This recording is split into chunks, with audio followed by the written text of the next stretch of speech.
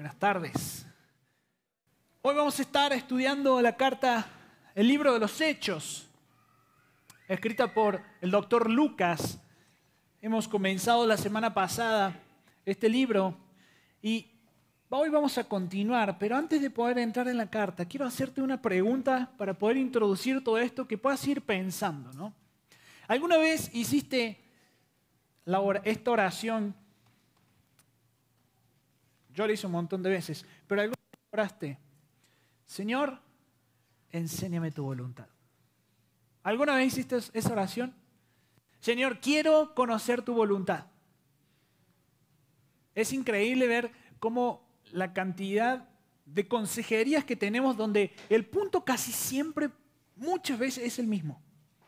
Es que no sé cuál es la voluntad de Dios para mi vida. Es que no sé por qué Dios me está haciendo pasar por esto, no sé qué quiere. O relaciones rotas. Yo no entiendo por qué Dios me permitió casarme con una persona así. Y ahí la gente tiene este mismo problema. Entender qué es lo que Dios quiere. Entender cuál es la voluntad de Dios. Y vienen a nosotros como si fuésemos una especie de oráculo de: a ver, pastor, ¿qué es lo que Dios quiere para mi vida? Y es como: un segundito. Señor, si te hablo de parte de Gonzalo, que no se anote en esa universidad, que vaya a la otra. Va, listo. No, que en esa no, que en la otra, dice. Estamos igual que vos, ¿eh? También estamos tratando de descifrar qué es lo que el Señor quiere para nuestra vida, qué es lo que el Señor quiere incluso para ti. Imagínate si tú no puedes saber lo que Dios quiere para ti. Tenemos nosotros la responsabilidad de saber qué es lo que el Señor quiere para la iglesia, para poder pastorear a estas personas, a ustedes. En los años que llevo con Dios me he dado cuenta de que entender la voluntad de Dios puede ser muy compleja si no lo hago de una forma adecuada. Cuando en realidad la voluntad de Dios es algo muy simple. Lo que Dios nos marca en su palabra es más fácil y simple de lo que pensamos y creemos. Solo se trata de obedecer, orar y conocer su palabra. Nada más. Nada más. Obedecer, orar y conocer su palabra. Vámonos a Hechos, capítulo 1. Vamos a ver cómo los apóstoles, el Espíritu Santo por medio de los apóstoles los lleva a obedecer, orar y conocer la palabra. Hechos, capítulo 1, versículo 12 al 26, vamos a estar viendo. Puedes abrir tu Biblia o encenderla. Y dice Hechos 12. Entonces los discípulos regresaron a Jerusalén desde el monte llamado de los Olivos, que está cerca de Jerusalén, camino de un día de reposo. Cuando hubieron entrado en la ciudad, subieron al aposento alto, donde estaban hospedados Pedro, Juan, Jacobo, Andrés, Felipe, Tomás, Bartolomé, Mateo, hijo de Alfeo, Simón, el celote, y Judas, hijo de Jacobo. Todos estos unánimes, entregados de continuo a la oración, junto con las mujeres y con María, la madre de Jesús, y con sus hermanos. Por este tiempo, un grupo de como 120 personas estaba reunido allí, y Pedro se puso de pie en medio de los hermanos y dijo: Hermanos, tenía que cumplirse la escritura en que por boca de David el Espíritu Santo predijo acerca de Judas, el que se hizo guía de los que prendieron a Jesús, porque Judas era contado entre nosotros y recibió parte en este ministerio. Pues, con el precio de su terrible infamia, adquirió un terreno y cayendo de cabeza se reventó por el medio y todas sus entrañas se derramaron. Entonces llegó al conocimiento de todos los que habitaban en Jerusalén, de manera que aquel terreno se llamó en su propia lengua Acéldama, es decir, campo de sangre. Pues en el libro de los Salmos está escrito: que sea hecha desierta su morada y no haya quien habite en ella, y que otro tome su cargo. Por tanto, es necesario que de los hombres que nos han acompañado todo el tiempo que el Señor Jesús vivió entre nosotros, comenzando desde el bautismo de Juan hasta el día en que de entre nosotros Jesús fue recibido arriba al cielo, uno sea constituido testigo con nosotros de su resurrección. Presentaron a dos: a José llamado Barsabás, al que también llamaban Justo, y a Matías. Después de orar, dijeron: Tú, Señor, conoces el corazón de todos. Muéstranos a cuál de estos dos has escogido para ocupar este ministerio y apostolado, del cual Judas se desvió para irse al lugar que le correspondía. Echaron suertes y la suerte cayó sobre Matías y fue contado con los 11 apóstoles. Sinceramente, si yo hubiese sido uno de los apóstoles y tuviese que haber elegido a Matías, hubiese confiado en el Señor. Vemos la palabra, vemos los pasos que tomaron los apóstoles para entender la voluntad de Dios. ¿Qué es lo que ellos tenían que hacer? Sabían lo que la palabra decía, pero la palabra no le decía, elige Matías. Y muchas veces te encontrás vos de esa misma forma, ¿verdad? Sabes lo que dice la Biblia, pero cuando tenés que hacer un negocio, cuando tenés que tomar una decisión, cuando tenés que enfrentar una situación, ay, Señor, ¿y cuál es tu voluntad? ¿En qué universidad me anoto? ¿Con quién hago negocio o no? Ay, Señor, ¿por quién voy a orar? ¿A quién voy a conocer más para que sea mi esposo o mi esposa? Obedeciendo a Dios, entregados a la oración, conocemos su voluntad por medio de su palabra. Obedecer a Dios siempre va a provocar unidad con el cuerpo de Cristo y te va a dar un enfoque celestial. Mira el versículo 12, cuando dice, entonces los discípulos regresaron a Jerusalén desde el monte llamado de los Olivos, que está cerca de Jerusalén, camino de un día de reposo. ¿Recuerdan qué es lo que veíamos el domingo pasado? Cómo Jesús les dijo, hey, yo me voy y esperen al Espíritu Santo, pero no se muevan hasta que no llegue el Espíritu Santo. Regresen a Jerusalén. ¿Qué hicieron los discípulos? Obedecieron, escucharon las palabras de Jesús y caminaron en obediencia. Y esto es remarcable porque recordás la pregunta también que le hicieron a Jesús en los versículos 6, 7 y 8. Este intercambio de palabras que tuvieron los discípulos con Jesús dice en el versículo 6. Entonces, los que estaban reunidos le preguntaban, Señor, ¿restaurarás este tiempo el reino a Israel? Jesús les contestó, no les corresponde a ustedes saber los tiempos ni las épocas que el Padre ha fijado con su propia autoridad, pero recibirán poder cuando el Espíritu Santo venga sobre ustedes y serán mis testigos en Jerusalén, en toda Judea y Samaria, hasta los confines de la tierra. Había muchísimas dudas en ellos y Jesús no les responde. Jesús les dice, a ustedes no les corresponde saber, les da indicaciones, les dice, no necesitan entender. Jesús asciende, se va. Los discípulos se quedan solos porque Jesús asciende y ya no estaba con ellos. Y el Espíritu Santo todavía no había llegado. Imagínate, no estaba el Señor, no estaba Jesús, no estaba el Espíritu Santo porque todavía no había llegado y se encontraban en esta disyuntiva de ¿qué hacemos? Si nos volvemos a Jerusalén, es peligrosísimo volver a Jerusalén.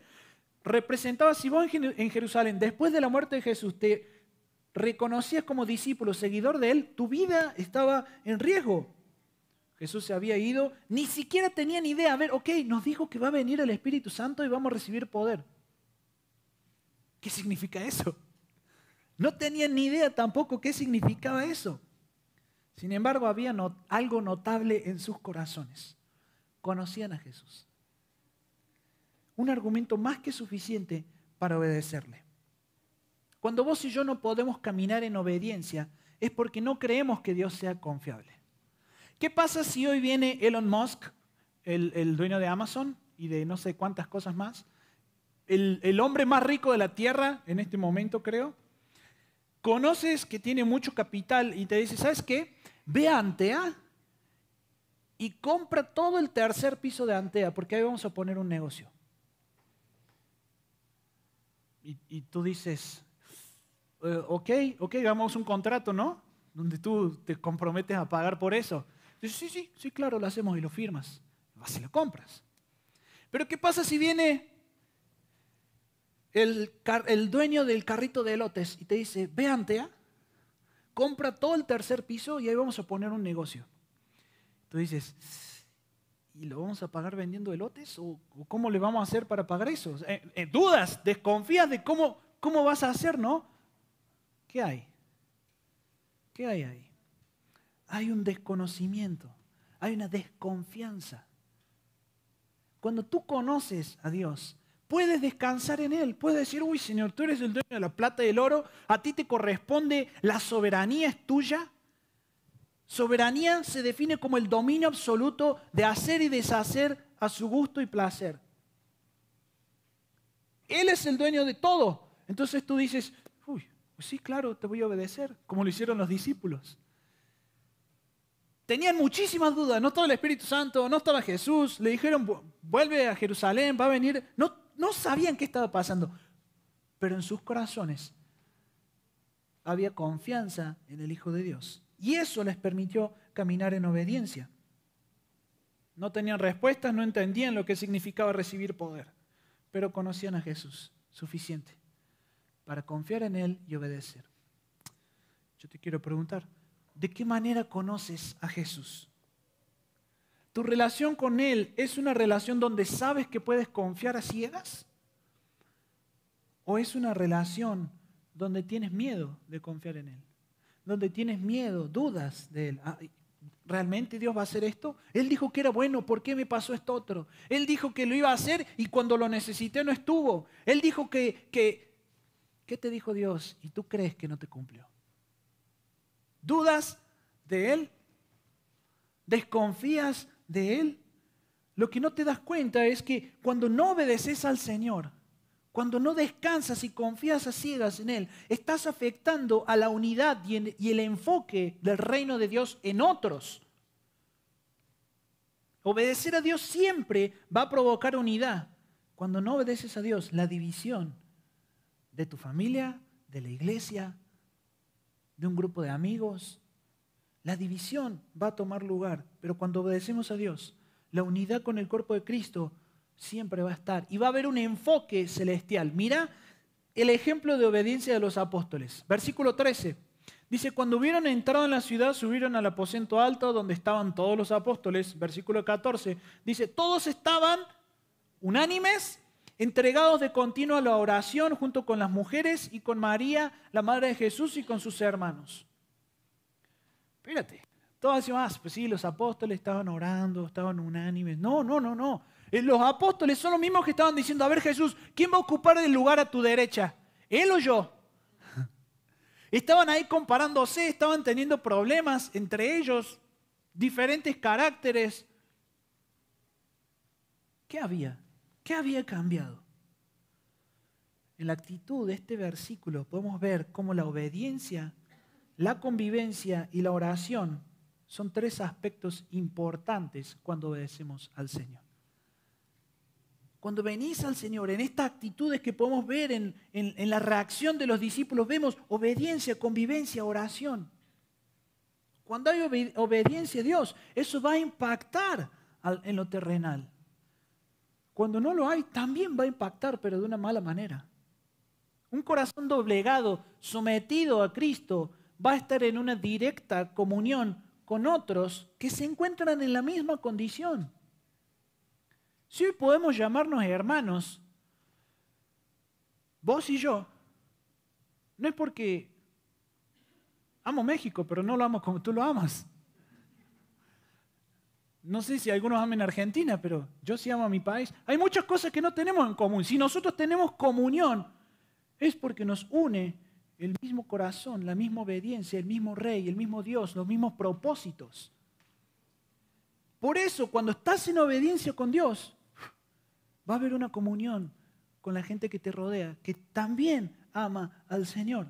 Muchas veces he escuchado personas decir, yo amo a Dios, tengo una hermosa relación con el Señor me habla, y te hablan de pasajes, versículos, de cosas, milagros que Dios hizo en sus vidas. Pero ¿y por qué no te congregas? ¿A qué iglesia vas? No. La iglesia está... Yo amo a Cristo, no a los cristianos. ¿Cómo? ¿Cómo dices amar a Cristo y no a los cristianos cuando el mismo Cristo vino a morir por los cristianos?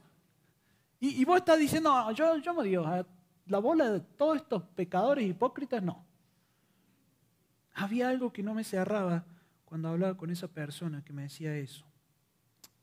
Cuando estudiamos el Evangelio de Lucas, vimos a los discípulos con estas diferencias. Pedro cargaba con haber negado al Señor. Mateo cargaba con haber sido el recaudador de impuestos. Simón cargaba con haber sido un celote. Había diferencias que estaban ahí presentes. Pero Jesús resucitado en sus corazones era mayor que cualquier diferencia. El Jesús resucitado que gobernaba sus corazones le permitía tener un enfoque celestial, estar unidos en oración con un mismo propósito. Podemos tener muchas diferencias vos y yo, pero si Jesús está gobernando tu corazón, ¿sabes cuál es la consecuencia? Versículo 14. Todos unánimes, entregados de continuo a la oración. Con un mismo propósito, un mismo enfoque, ser testigos empoderados por el Espíritu Santo para dar testimonio de quién es Jesús. Obedecer a Dios siempre va a provocar unidad con el cuerpo de Cristo y un enfoque celestial. Ahora, cuando obedezco a Dios y tengo un enfoque celestial, no importa lo que suceda, no importa lo que pase alrededor, porque dependo de Él. Aunque no entienda la soberanía de Dios, Él es digno de confianza. Aunque no entiendas qué es lo que Dios hace, aunque no sepas por qué Dios te está permitiendo vivir lo que estás viviendo, Él es digno de confianza. Versículo 15 dice, por este tiempo un grupo de como 120 personas estaba reunido allí y Pedro se puso de pie en medio de los hermanos y dijo, hermanos, tenía que cumplirse la escritura en que por boca de David el Espíritu Santo predijo acerca de Judas, el que se hizo guía de los que prendieron a Jesús. ¿Quiénes son estos 120? No tengo ni idea quiénes son. La palabra no lo dice, no lo especifica, pero podemos deducir que probablemente eran discípulos, seguidores de Jesús, que habían ido un paso más allá. Recuerda, estar en Jerusalén, identificado con Cristo, corría riesgo tu vida. Y ellos estaban ahí, 120 personas que estaban ahí unánimes también en la oración. Y continúa Pedro hablando el versículo 17 y dice, porque Judas era contado entre nosotros y recibió parte en este ministerio. Versículo 18 y 19, ya no es Pedro quien está hablando, sino que el doctor Lucas ahí abre un paréntesis para hacerle saber a Teófilo cuál era la condición de Judas, qué es lo que había pasado con Judas. Imagínate qué desafortunada. Leamos los versículos 18 y 19.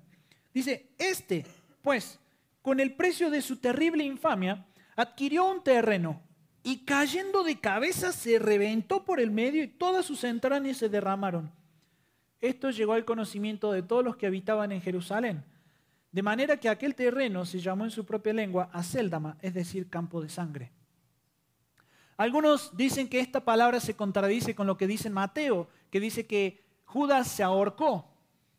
Sin embargo, al unir estos dos pasajes podemos llegar a la conclusión de que Judas se ahorcó, hizo mal el nudo y se fue de cabeza y se partió la cabeza. Y ese lugar se llama campo de sangre. ¿Sabes por qué? Porque el dinero con el cual Judas compra ese terreno es el dinero por el cual había traicionado a Jesús. Ahora piensa en lo desafortunada y triste que hubiese sido la vida de Judas si sacamos de la ecuación que esto era parte del plan de redención de Dios. No estoy diciendo que Dios provocó que Judas peque. No, lo que estoy diciendo es que en el plan soberano de Dios, la redención, en el plan de redención, el pecado de Judas ya estaba contemplado. Pedro cita dos diferentes salmos, mostrando la necesidad escritural de por qué había que elegir a otros discípulos como reemplazante de Judas. Y esto me encanta porque esto también me enseña una dependencia en la palabra de Dios. No era Pedro diciendo, oye, ¿qué les parece? ¿Le decimos a Matías o a Barsabás? ¿A cuál de los dos? No, pues tiremos los dados a ver. No fue así la conversación. Tomó la palabra, vio las profecías que había y cita el Salmo 69.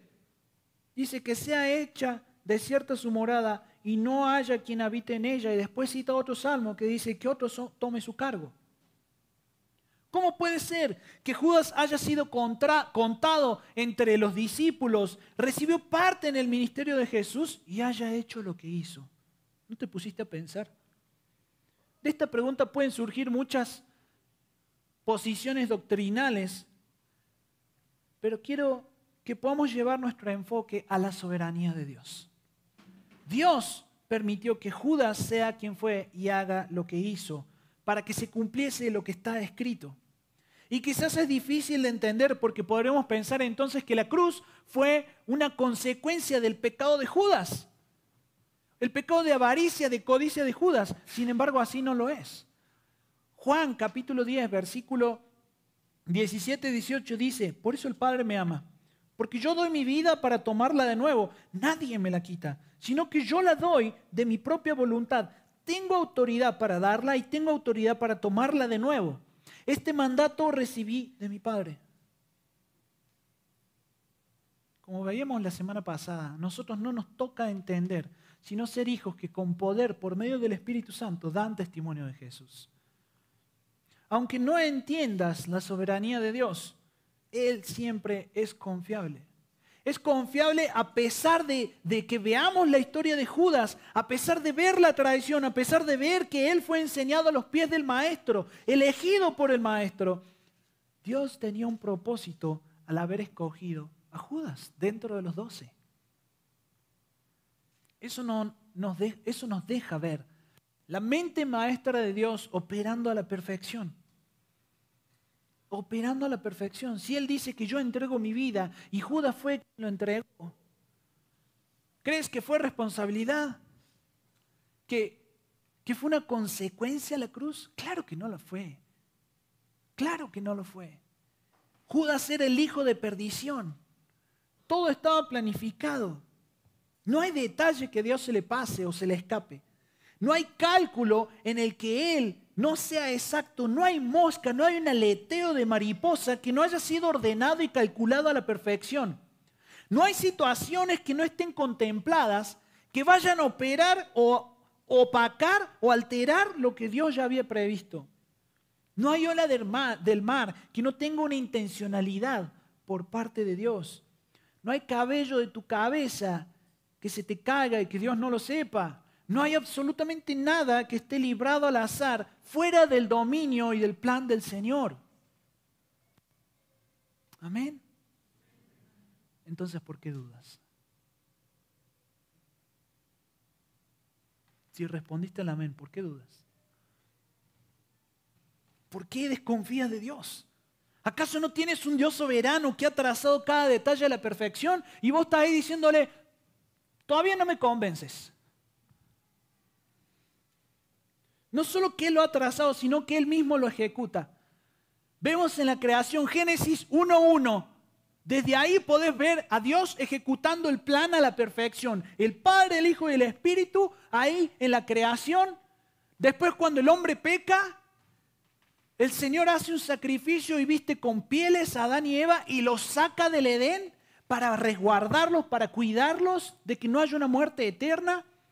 Después de eso viene como hombre, se humilla a sí mismo y se hace hombre y muere en una condición de maldito. Así lo dice la palabra, maldito el que es colgado en un madero. Resucita al tercer día.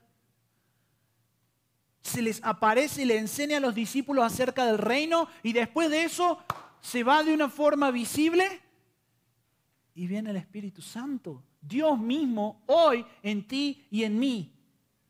¿Y aún dudas? ¿Aún tienes miedo? ¿Aún no confías? Aunque no entienda la soberanía de Dios, Él siempre es confiable. Siempre puedes venir a descansar. Quizás no te va a traer descanso venir a hacer lo que Dios te pide, pero te puedo asegurar que es lo mejor para tu alma. Si Dios es confiable, lo que Él dice también lo es. Y lo que Él dice lo tenemos ya escrito en su palabra. La voluntad revelada de Dios indica el camino de la voluntad de Dios por revelarse. Parece un trabalenguas, pero déjame te lo explico. La voluntad revelada de Dios es la Biblia. La voluntad de Dios que está por revelarse son aquellas cosas que nosotros necesitamos hacer escuchando a Dios.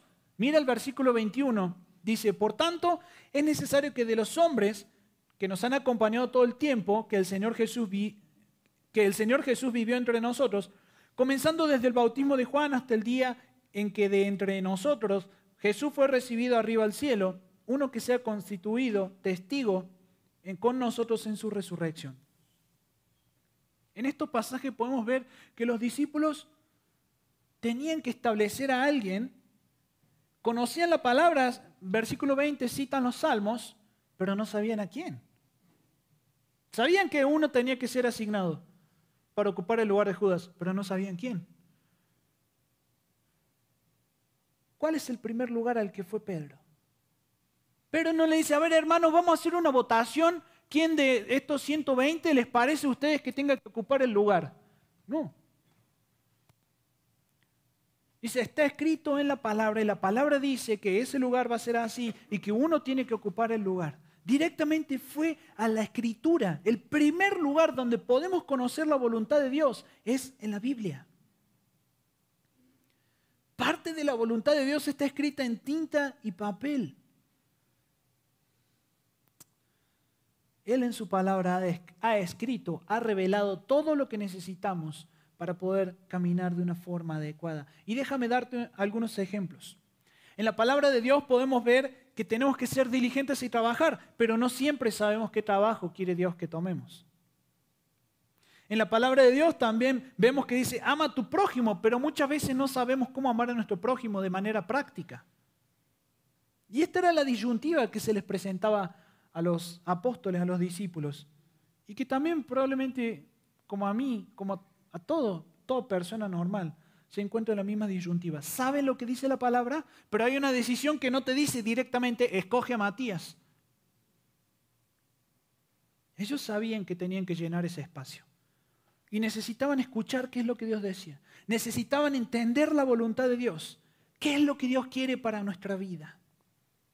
Tuvieron que pasar el proceso de buscar la voluntad de Dios para entender a quién iban a seleccionar. Y en este proceso a mí me dejó ver cuestiones muy prácticas que quiero compartírtelas hoy a vos porque probablemente te va a ayudar eso a entender cuál es la voluntad de Dios. Son 3 puntos. El primero, ¿querés entender la voluntad de Dios? Comienza con la voluntad ya revelada de Dios. Comienza con la Biblia. Comienza con entender la voluntad de Dios en lo que dice en su palabra. Lo primero que hace Pedro es citar los salmos. Para entender la voluntad de Dios hoy, en este presente, yo necesito irme directo a la Escritura. Es un error querer entender la voluntad de Dios que todavía Él no te dice qué hacer sin considerar lo que Dios ya dijo que hay que hacer en su palabra. No, pues es que estoy viendo a ver qué me dice Dios, si me divorcio o no me divorcio. ¿Qué dice la Biblia? ¿Qué dice la palabra de Dios? No, pues es que estoy viendo qué hacer si hago sociedad con esta persona que no es cristiana o no. Estoy orando y viendo qué es lo que Dios me dice. Hermano, dice la palabra que no te unas en yugo desigual. Si no vas primero a la palabra escrita, ¿cómo vas a entender la voz de Dios? ¿Por qué Dios te diría a qué universidad ir, con quién hacer negocios, con quién casarte, si a vos no te está interesando vivir una vida santa, una vida de obediencia? No te interesa hacer discípulos. ¿Para qué quieres entender la voluntad de Dios? Si estás haciendo tu voluntad. No, pues es que la voluntad de Dios siempre es buena, agradable y perfecta. Claro, quieres lo que es bueno, agradable y perfecto para tu voluntad, pero no quieres seguir la voluntad de Dios. Porque si quieres seguir la voluntad de Dios, probablemente estarías haciendo discípulos, estarías buscando la obediencia, buscando la santidad. Es imposible entender la voluntad de Dios que no está escrita si primero no nos sometemos a la que ya está escrita. Segundo, confía en la Biblia como tu autoridad. Los discípulos tomaron como eje, como guía las Escrituras. La decisión de ellos provino de los salmos. Confiaron en la palabra. Y así como los discípulos, esta iglesia, hoy nosotros, confiamos, sometemos nuestra vida, nuestras circunstancias, las decisiones a la palabra de Dios. Pedro estaba ahí con los 120 y se pone de pie y dice, hermanos, tenía que cumplirse la Escritura. Pedro sabía que la palabra de Dios es digna de confianza, porque es su palabra. No, pero es que déjame que te diga lo que el Señor me reveló. Ok, adelante. El Señor me reveló, y esto es real, Esto es un caso real, se van a reír, pero es un caso real. El Señor me reveló que tú tienes que darme tu diezmo a mí para que yo te profetice.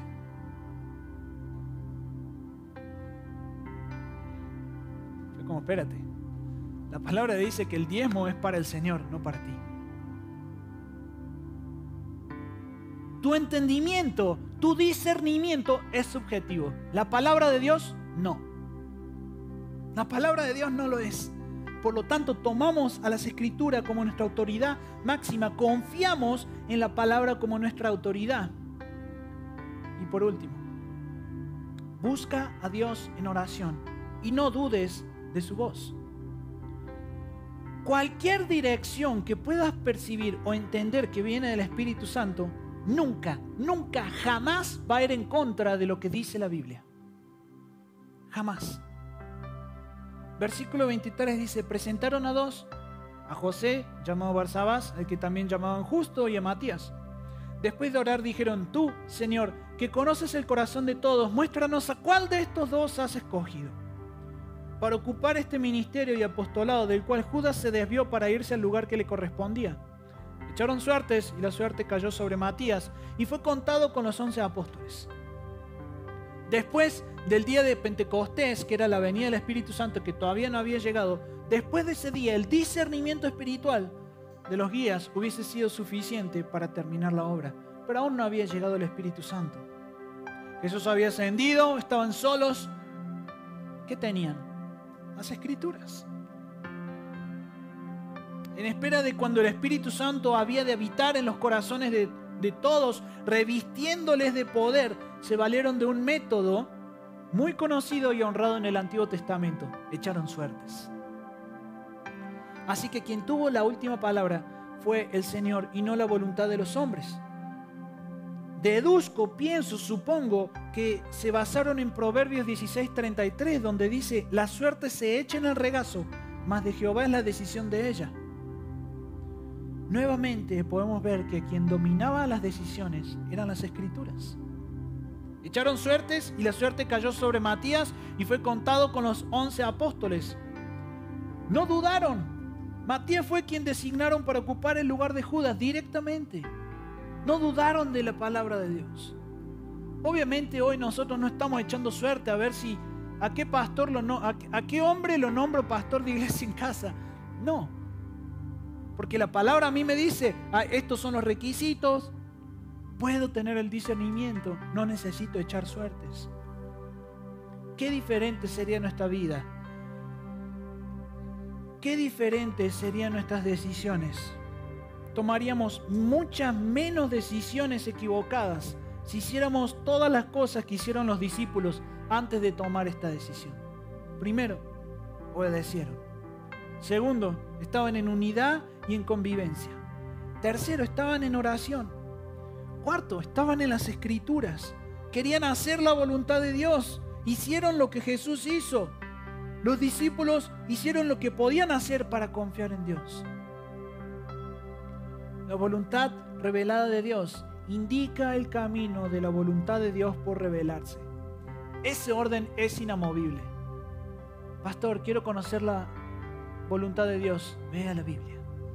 Ve a la palabra de Dios. Ahí vas a encontrar la respuesta. Yo puedo ayudarte, claro que sí. Podemos orar juntos. Podemos analizar. Pero todas tus decisiones tienes que encontrar tu fundamento en la palabra. ¿Quieres conocer la voluntad de Dios? Ve a la palabra de Dios. Porque obedeciendo a Dios, entregados a la oración, conocemos su voluntad por medio de su palabra. Te invito a que cierres tus ojos.